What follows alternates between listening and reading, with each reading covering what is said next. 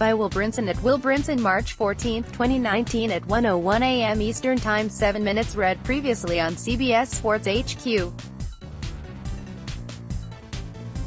Free 24-hour sports news network. The new league year is here. It's 2019 in the NFL now officially. And the modern setup for free agency has changed how we view the start of free agency. No longer is it a sprint out of the gate with an insane level of news at 4 p.m.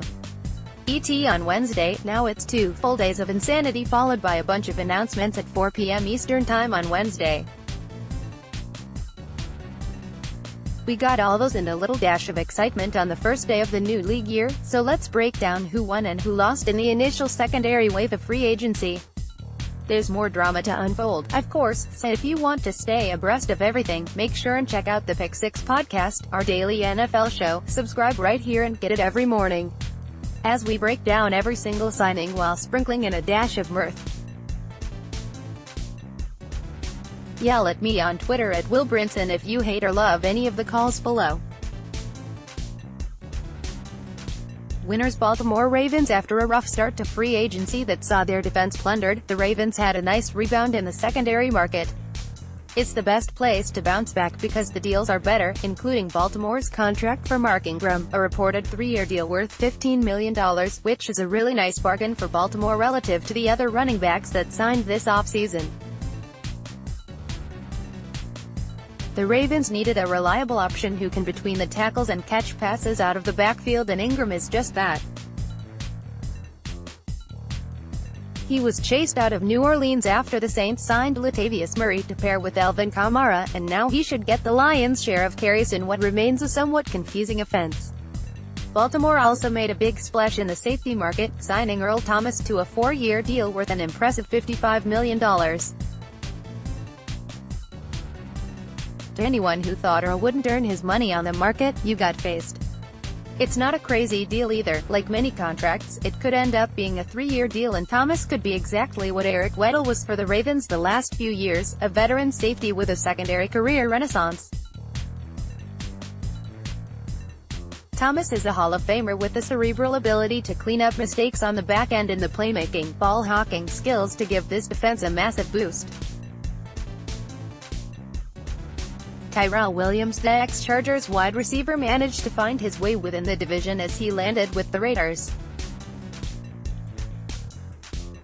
He's not a winner because he switched teams necessarily, although he should see more targets in Oakland's offense, and being on the other side of Antonio Brown should mean a lot of chances at Derek Carr bombing the ball down the field his way. What really makes him a winner, though, is that he got $44 million from Oakland. That is a ton for a guy who might be a little bit one-dimensional in terms of taking the top off defenses. That's a good quality, but is he a true WR2? We don't know, and the Raiders paid a lot to find out. The deal has $22 million guaranteed and can get as high as $47 million.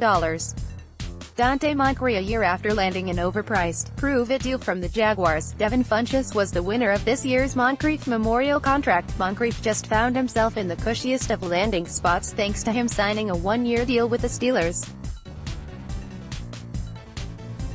There isn't a better place to land if you're a wide receiver right now. Antonio Brown's departure creates a vacancy on the field for the Steelers, and even though Juju Smith-Schuster is the No. 1 in Pittsburgh now, he's also going to spend much of his time in the slot, which could mean plenty of outside and red zone targets for a guy like Moncrief.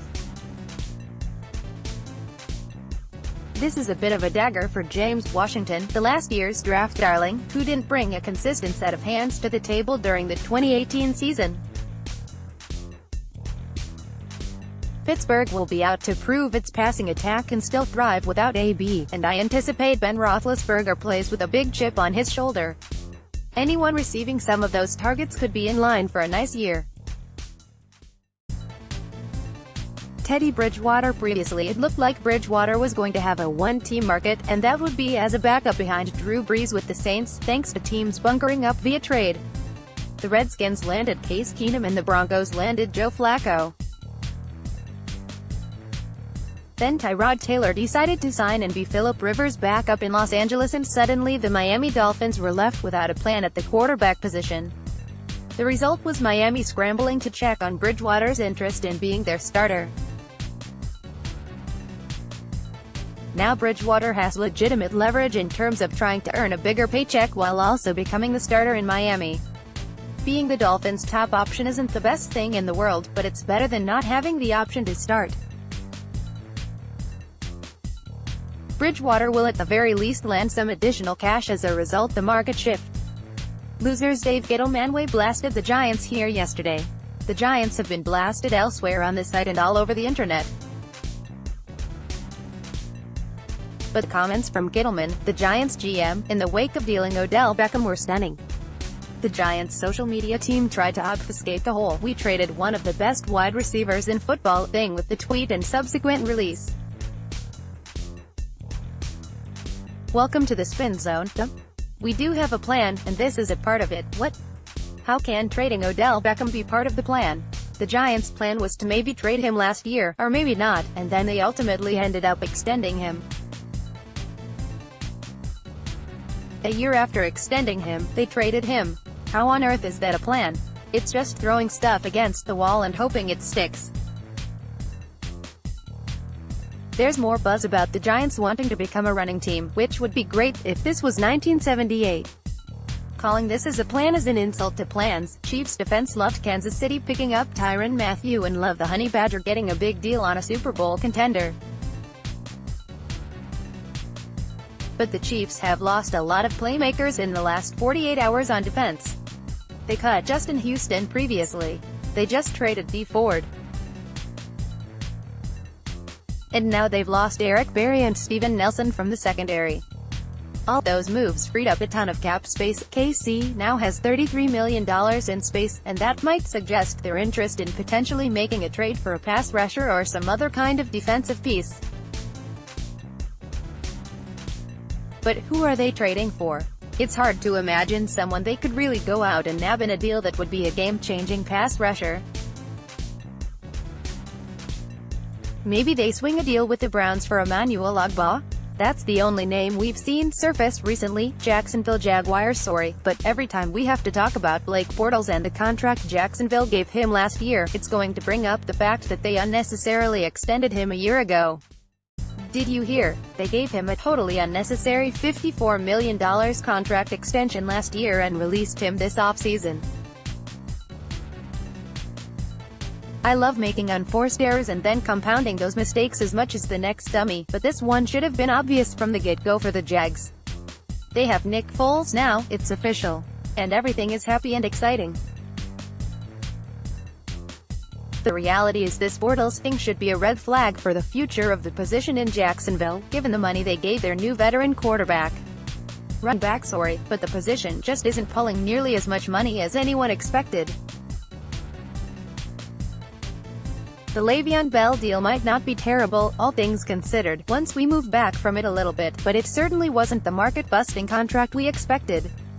And then you see the deal for Ingram, which was very cheap, as well as the deal for Tevin Coleman, just $10 million over 2 years, and you realize that regardless of what we say about the value of running backs, they can't pull monster deals. It's borderline shocking that Adrian Peterson pried $8 million out of the Redskins on Wednesday. None of these running backs are getting paid.